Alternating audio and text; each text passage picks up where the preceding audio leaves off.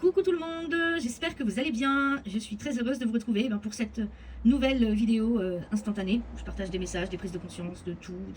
Voilà.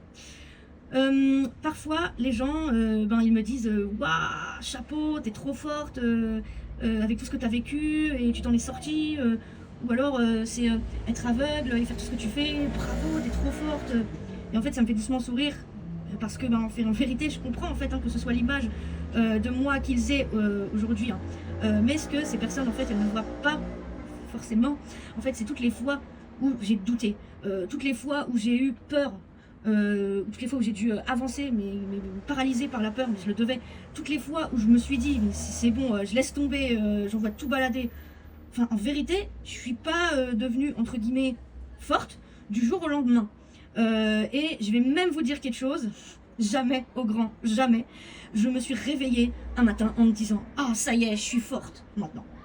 Non, en vérité, je suis pas devenue forte par choix, en fait. J'ai juste continué à avancer parce que je n'avais pas vraiment le choix. Et la plupart du temps, c'était vraiment en pédalant dans la semoule. Je ne savais même pas où j'allais. Mais j'avançais. Et je continue encore à avancer, juste un pas après l'autre. Voilà, parfois en étant motivée, parfois en pleurant, parfois en étant en colère, parfois en ayant peur.